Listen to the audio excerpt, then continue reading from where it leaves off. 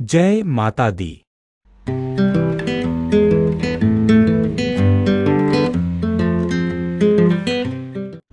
मैं ज्योतिषी रामगोपाल भारद्वाज ज्योतिष केंद्र में आपका स्वागत करता हूँ। ज्ञान की गंगा की चर्चा को आगे बढ़ाते हुए आज हम फिर से बात कर रहे हैं मार्केश के बारे में। सिंह, जैसे कि मैं अब आपको सारी कुंडलियों के मार्केश के बारे में बता रहा हूँ, मेष लगन से लेकर मीन लगन तक हर कुंडली में मार्केश अलग अलग होता है और हर कुंडली में नेगेटिव ग्रह अलग होता है, हर कुंडली में सम ग्रह अलग होता है। और इसके बारे में मैं आपको साथ साथ ये भी बताता जाता हूँ कौन सा नग धारण करना चाहिए, कौन सा नग नहीं धारण करना चाहिए, ताकि कई लोग, मैंने बहुत से देखा है, मेरे पास लोग आते हैं, उन्होंने मार्केश का नग पहना रखा होता है या नेगेटिव ग्रह का नग पहना रखा होता है, जो कि पूर्ण रूप से बहुत ज्यादा गलत है। जैसे सपोज करो किसी कारणवश सिंह लगन की कुंडली है, सिंह लगन का मतलब इसका स्वामी सूर्य होता है।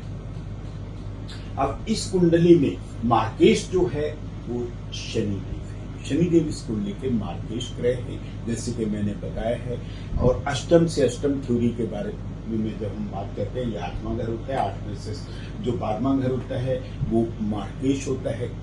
8वें घर आयु का घर है, आयु को खर्च करने का घर जो है वो नेगेटिव होता है। इसी तरह से यहाँ से ये जो है ये घर 8वां है, 8वें से ये घर 7th है, और इसके बाद में 8वां घर ये हो गया 12वां, और इसका 12वां घर ये हो गया, ये भी मार्केश भाव। हर कुंडली में मार्केश भाव अलग अलग, ये होते तो दो ही हैं, लेकिन ये बुध जो है, जैसे सूर्य का मित्र, लगन का मित्र होने के कारण बुध को मार्केश की पदवी नहीं दी जा सकती। बुध और सूर्य अक्सर पास पास रहते हैं और परम मित्र भी है। चलो हम बात करते हैं सिंह लगन की कुंडली में। सिंह लगन की कुंडली में सूर्य मार्केश है।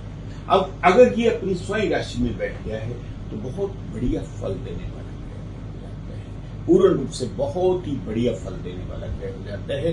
हाँ, अगर ये लगन स्ट्रांग है तो ये विपरीत राजयोग भी बना देता है पूर्ण रूप से, क्योंकि ये पूर्ण रूप से छठे घर का भी मालिक है। 6, 8, 12 के ग्रह अगर 6, 8, 12 में ही बैठ जाएं किसी कारणवश और लगन स्ट्रांग हो तो राजयोग भी बना देते हैं। लेकिन अपनी दशा, अंतरदशा, महादशा, सूक्ष्म दशा और शनि की 7.5 में थोड़ी बहुत प्रॉब्लम्स जरूर देंगे, क्योंकि मारक ग्रह है कुंडली का मार्ग। और इस कुंडली में शनि का नग किसी भी कंडीशन में धारण नहीं किया जा सकता, चाहे वो अस्त हो।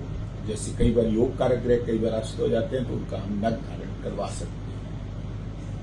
शनि का नग कभी भी, चाहे वो अस्त हो, तब भी धारण नहीं करना चाहिए। अब रही बात सूर्य कुंडली का कि योग कारक ग्रह है, उसके पास में लगन का डिपार्टमेंट है। अगर यही सूर्य नीच का हो जाता है तो ये सूर्य भी नेगेटिव रिजल्ट देने में सक्षम हो जाएगा और पूर्ण रूप से इसका नग नहीं पहनना चाहिए। अगर यही सूर्य कहीं और बैठा हो तो बहुत बढ़िया फल देगा, लेकिन 6, 8, 12 में लगन कभी विपरीत राजयोग नहीं बनाता। लगन कभी भी विपरीत राजयोग नहीं बनाता, तो इसलिए ये यहाँ पे बैठ के नेगेटिव रिजल्ट देने वाला ग्रह हो जाता है।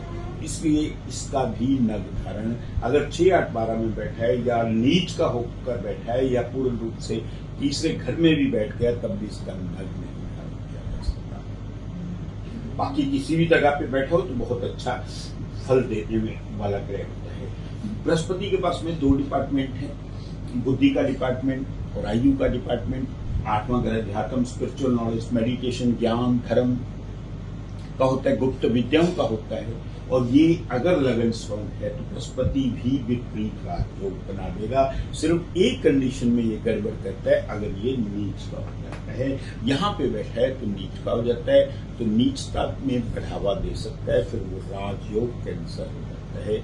विपरीत जो राजयोग नहीं बनता, ना ही उसका नग पहनना चाहिए। अगर 6, 8, 12 में बैठा है और नीच का होकर बैठ गया तो उच्च का होकर बैठ गया तो यहाँ पे बड़े अच्छे फल देगा, बहुत बढ़िया फल देगा। इसी तरह से चंद्रमा अपनी स्वयं राशि में बैठा है या 6, 8, 12 में बैठा है, ये भी एक राजयोग बना सकता है, क्योंकि ये 6, 8, 12 की ग्रह अगर 6, 8, 12 में बैठते हैं तो लगन का स्ट्रांग होना है। इस कुंडली में चंद्रमा नेगेटिव ग्रह है, नेगेटिव का मतलब क्या है कि शनि चंद्रमा जो है इस कुंडली में जहां पे भी बैठेगा वो नुकसान का डिपार्टमेंट है, जेल यात्रा का डिपार्टमेंट है, तो वो नेगेटिव रिजल्ट देगा, एक्सेप्ट वन कंडीशन में, अगर ये विपरीत राजयोग बना रहा है तब वो अच्छे फल देने में सक्षम होगा।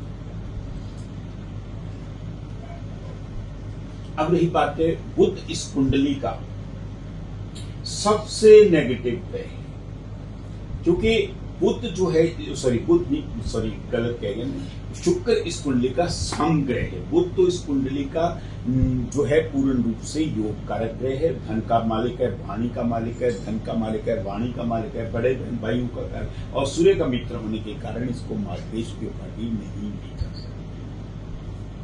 और शुक्र इस कुंडली का सम डिपार्टमेंट है, सम ग्रह है, जिसमें क्या है कि ये शुक्र के पास में बहुत अच्छा डिपार्टमेंट है, कर्म भाव का स्वामी है और पराक्रम का। वो सूर्य ये कह रहा है कि मैं आप में किसी भी तरह से विघ्न नहीं डालूंगा, अगर आप जितनी मेहनत करोगे, जितना अच्छा रिजल्ट पाना चाहते हो पा सकते हो। कर्म आपने करना है, उसके लिए पराक्रम आपने करना है, जी जान से मेहनत करो, आपको किसी भी तरह की मेरी तरफ से, चाहे वो उसकी सम इसलिए हो गया ना, तो सूर्य और शुक्र आपस में मित्र ग्रह है और ना ही शुक्र और बृहस्पति मित्र ग्रह है। मंगल एक देव ग्रह है, ये दैत्य ग्रह है, इनके आपस में नहीं बनती। इसी तरह सूर्य भी एक देव ग्रह है, इसलिए नहीं बनती, ये दैत्य ग्रह है शुक्र, तो इसलिए इसको सम की उपाधि है। मंगल इस कुंडली का योग कारक ग्रह है। अब जो है हम बात कर रहे हैं, पूर्ण रूप से आप लोगों को मालूम हो गया होगा कि शनि जो है इस कुंडली का मारक है।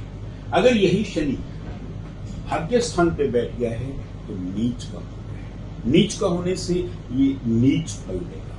ये दो डिपार्टमेंट्स का मालिक है, रोग ऋण कर्जा मुकदमेबाजी के डिपार्टमेंट का मालिक है और लाइफ पार्टनर का मालिक है। कभी भी उसको पार्टनरशिप सूट ही नहीं करती, बिजनेस पार्टनरशिप या life long partnership. Married life में, वैवाहिक लाइफ में उलझने उत्पन्न करेगा। लेकिन इसका एक विवरण होता है, कर्क लग्न की कुंडली हो, सिंह लग्न की कुंडली हो, वैसे भी इन दोनों की सूर्य और शनि की बनती नहीं है, तो किसी कारणवश इनका कुंभ विवाह जरूर करवाना चाहिए। ये अगर दोनों लग्नों की कुंडली है, क्योंकि एक ना एक ग्रह को जरूर खराब होगा सूर्य या शनि में से, तो इसलिए कुंभ विवाह करवा के एक ग्रह का विवाहिक लाइफ को स्थिर किया जा सकता है। अगर मैरिज किसी कारणवश हो चुकी है तो शनि का पूजा पाठ भी करवाया जाए, नीच का शनि जो है उसकी पूजा पाठ भी करवाई जाए। वो दिक्कतें तो बहुत देगा, बहुत ज्यादा दिक्कतें देगा। अगर नीच का सूर्य है तो शनि का दान भी करना पड़ेगा, शनि की पूजा भी करनी पड़ेगी, और शनि यहाँ पे बैठ के नीचता दिखाएगा, आमदन पे, कर्म पे सुस्त बना देगा, लेजी बना देगा, और उसके बाद में ये पूर्ण रूप से ये इसकी दृष्टि जहाँ पे पड़ रही है, यहाँ पे पड़ रही है, अपने घर पे पड़ रही है, अपने घर का नुकसान नहीं करेगा। यहाँ पे शनि का अपना घर है, वहाँ पे चाहे नीच की दृष्टि है, चाहे वैसी भी दृष्टि है, अपने घर का नुकसान नहीं करेगा। चलो आज हम फिर से जो है मैं आपको बता रहा हूँ, आने वाली वीडियोस मेष लगन से लेकर मीन लगन तक जो भी वीडियोस बनेंगी मार्गेश के बारे में बनेंगी, तो और उसके बाद में हम जो है काज सर्पदोष के बारे में बताने जा रहा हूँ। आप जिन लोगों ने अभी तक मेरा चैनल सब्सक्राइब नहीं किया, requested to subscribe my channel. और कोई भी किसी ने प्रश्न पूछना है तो मैंने अपने दोनों नंबर आप फ्लोरिश कर रखे हैं, मेरी हर जगह पे अवेलेबल हैं। Both numbers are active numbers, किसी भी नंबर से संपर्क किया जा सकता है। कोई भी चीज़ पूछनी हो, अगर डायरेक्ट नहीं पूछ सकते, वीडियो के माध्यम से भी आप पूछ सकते हो, और मैं श्योरली रिप्लाई करना आज अगेन। तो मैं जब भी कुंडली देखूंगा मेरे पास आपकी नोटिफिकेशन आ जाएगी, तो आप प्रश्न पूछ सकते हो। कोई भी किसी भी तरह का प्रश्न जो है वीडियो में पूछ सकते हो। वो प्रश्न जो है, एक प्रश्न होगा वो फ्री ऑफ कॉस्ट होगा। अगर कुंडली दिखानी है दैट यू हैव टू पे।